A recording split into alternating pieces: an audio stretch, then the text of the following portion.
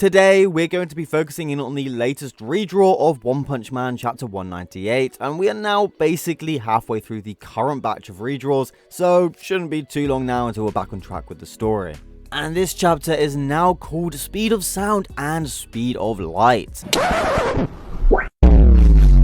It starts off with Sonic and Flash facing off within the pile of trash, and Sonic questions Flash on why he's had his final moment, and taunts him while saying he's the one who taught Flash how to use a sword. Then we enter again the flashback, which is similar to the previous version of the chapter, but there are a few changes that actually make a big difference, especially to Sonic's character. In this flashback, Sonic introduces himself to Flash, and he discusses their placement in the village, also offering to help him practice with a sword. They then banter like before and begin sparring with each other. This time, however, Sonic gives Flash some more advice in how to use a blade, saying he should try using a reverse grip and hiding the blade behind his forearm.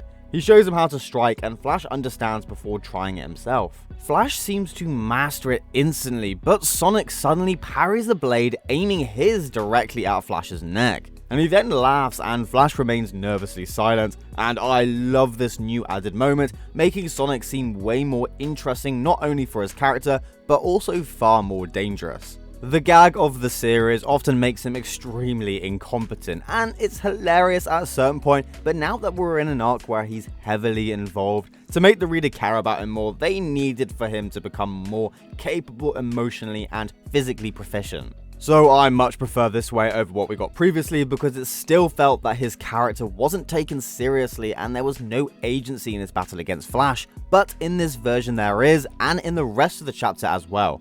Now, continuing in the flashback, we learn what the village is like, including top performers, and to rise up you needed dead emotions. And like the previous depiction, we see Flash and Sonic enjoy their time sparring before the scene moves to present day where they both clash swords. Now, the ensuing battle between them is actually extended a lot and is significantly more enjoyable, showing both how fast Flash is and how resourceful Sonic is. Again, a massive step up from the previous version.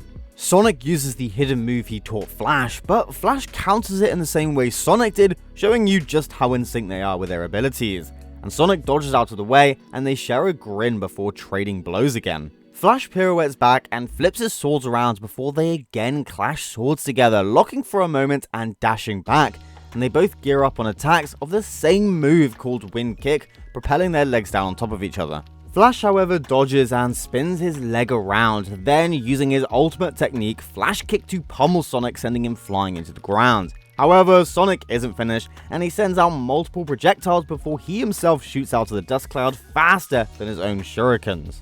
He immediately whips past Flash and sends more projectiles from the other direction, pincering Flash. He then jumps up to get away, but the shurikens are homing and they immediately shoot upwards towards Flash. They explode and Flash falls from the cloud of smoke, but Sonic still hasn't finished, surrounding him with after images and using his 9-Shadow Funeral Windblade Kick to strike him. Flash immediately slices most of the after images and they disappear while the real Sonic flies in from beneath. However, Flash raises his fist using another ultimate move, Flash Fist, that seems to destroy Sonic in this incredible airburst attack over the dump. He continues attacking, crashing into the ground and leaving a giant crater. He then jumps back and compliments Sonic on becoming so much stronger, but like the previous version, while Flash tries to get Sonic on his side, he's attacked from all angles. But he easily dodges out of the way, and the 10 Ninja group reveal themselves. They then label Flash a traitor and plan to execute him. But Sonic gets back up and kicks one of the ninja group members away, declaring that he wanted to take down Flash and the Heavenly Ninja Party has got in the way.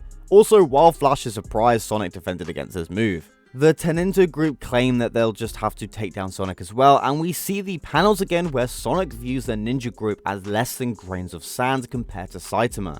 Flash again compliments Sonic, commenting that he didn't just fight Saitama for the sake of it, and Sonic mocks him again. They then stand before the ninja party ready to fight them, but the chapter ends there. And I really much prefer this chapter. It adds so much more depth to Sonic and makes him seem much more competent as a character than just being a gag. And this has been sorely missing from the previous renditions. It's really important to have the readers more emotionally invested in the character when he's one of the main characters for the arc. And Sonic putting on wimpy displays against an S-Class while also still being equal in strength to Flash just made no sense narratively, and I don't know if you guys understand what I mean. I'm trying to explain it the best I can, but basically the previous fight didn't have enough meat to gauge Sonic's strength, but now this fight is a million times better. It's now coming to the end of the video, and I just wanted to say thank you so much for watching. I'm so happy you stopped by. My channel is steadily growing and I'm amazed at the support I'm getting, and I also have a Patreon now, so feel free to support me however you like. The link will be in the description and I will shout out names at the end of each video. Thank you again, please like and subscribe, and I'll see you in the next video.